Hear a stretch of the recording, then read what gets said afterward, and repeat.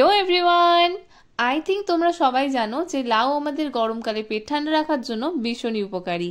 তাই আজকে আমরা বানাচ্ছি বড়ি দিয়ে লাউ ঝোল আর লাউ খোলা ভাজা। তো সবার প্রথমে আমি লাউগুলোর খোলা ছাড়িয়ে নিয়েছি আর মাথার দিকটা দেখো এইভাবে বাদ দিয়ে দেবো। যেই অংশটা বীজ থাকে আমরা সেটা কেটে ফেলে দিয়েছি। এবার এইরকম ভাবে আমরা কেটে নেবো লাউগুলোকে। লাউগুলো দেখো পিস পিস করে কাটা হয়ে গেছে। এবার চলো আলুগুলো কেটে নিই। আমি আলুগুলোর ভালো করে খোলা ছাড়িয়ে নিচ্ছি। আলুগুলোকে এইভাবে খোলা ছাড়িয়ে নেওয়ার পর আমরা আলুগুলোকেও কেটে নেব।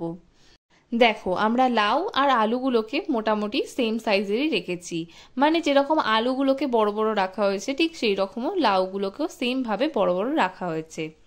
যাই হোক আমাদের সবজি কাটা হয়ে গেছে। এবার জল দিয়ে আমরা সবজিগুলোকে ভালো করে ধুয়ে নেবো। চলো আনাজ কাটা তো হলো, এবার আমরা মশলাগুলোকেও বেটে নিই। তার জন্য আমি নিয়ে নিচ্ছি আদা কুচি আর নিয়ে নিচ্ছি মৌরি। একটু জল দিয়ে আমি আদাগুলোকে আগে থেঁতো করে নিচ্ছি, এতে বাটতে খুবই সুবিধা হয়। এবার আমি মৌরি আর আদাগুলোকে একসাথেই বেটে নিচ্ছি। আমি একবার বেটেছি, বেটে আরেকবার বাটছি যাতে একদম পুরো মিহি হয়ে যায়। এবার কড়াতে আমি তেল গরম করব, গরম করে বড়িগুলোকে ভেজে নেবো। আগে থেকে ভালো করে বড়িগুলোকে আমরা ভেজে নিচ্ছি। আর বড়িগুলোকে দেখো এরকমভাবে খুন্তি দিয়ে নাড়াচাড়া করে নেবো। নাড়াচাড়া করে সমস্ত বড়িগুলোকে ভেজে আমি তুলে রাখবো। এবার লেফট ওভার তেলের মধ্যে আমি দিয়ে দেবো একটু সর্ষের তেল। সর্ষের তেলটা দিয়ে আমি এবার তেলটা গরম করে নেবো। তেল গরম হয়ে গেলে আমি আলু আর লাউটাকে এখানে ভেজে নেবো হালকা করে। সমস্তটা একসাথে দিয়ে দিচ্ছি। সেম ভাবে কাটার কারণ এটাই, যাতে একসাথে সমস্ত জিনিসটা ভাজা হতে পারে আর আমরা যে নেক্সট স্টেপ করব মানে সেদ্ধ করব সেটাও যেন একসাথে ভালোভাবে হয়ে যায়। সেই কারণেই সবজিগুলোকে একইভাবে কাটা হয়েছে। এবার সবজিগুলোকে জাস্ট হালকা একটু ভেজে নিয়ে আমি প্রেসার কুকারের মধ্যে দিয়ে দিচ্ছি সেদ্ধ করার জন্য। আমি দিয়ে দিলাম আলু আর লাউগুলোকে প্রেসার কুকারের মধ্যে। এবার একটু জল দিয়ে দেবো। জল দিয়ে আমি এর মধ্যে দিয়ে দেবো অল্প একটুখানি নুন, মানে স্বাদ মতো নুন আর কি, আর দিয়ে দেবো অল্প একটুখানি হলুদ গুঁড়ো দিয়ে প্রেসার কুকার বন্ধ করে আমি এটা সিটি দিয়ে দেবো। এবার কড়াতে আমরা আরেকটু তেল দিয়ে দেবো। তেল দিয়ে আমি দিয়ে দিচ্ছি জিরে ফোড়ন। এবার জিরেগুলো হালকা একটু ভাজা হয়ে গেলে আমি দিয়ে দেবো পাকা লঙ্কা আর টমেটম। এবার আমরা ফ্লেমটা আস্তে করে টমেটম আর কাঁচা লঙ্কাগুলোকে ভাজবো। একটু খুন্তি দিয়ে ভালো করে নাড়াচাড়া করে দিচ্ছি, করে আমরা এটাকে লো ফ্লেমেতে একটু হালকা হালকা ভাজবো। এবার হালকা ভাজা হতে হতে আমরা দেখো দিয়ে দিচ্ছি আমাদের যে আদা আর মৌরি বাটাটা ছিল আমরা এর মধ্যে দিয়ে দেবো। দিয়ে ভালো করে সমস্তটা মিক্স করে দেবো। এবার ধৈর্য ধরে ভালো করে কিন্তু মশলাগুলোকে কষিয়ে নিতে হবে। এই সময় পারলে একটু কড়া থেকে দূরে দাঁড়িয়েও, কারণ ভীষণ মশলা ছিটকাবে, তো তাই জন্য হাতে লেগে না যায় সেই কারণে বলা। এবার চলো মশলাগুলো দিয়ে দিই। আমি দিয়ে দিচ্ছি ধনে গুঁড়ো, জিরে গুঁড়ো, এবার দিয়ে দেবো অল্প পরিমাণে হলুদ গুঁড়ো। সমস্ত মশলাটাকে ভালো করে খুন্তি দিয়ে আমি মিক্স করে দিচ্ছি।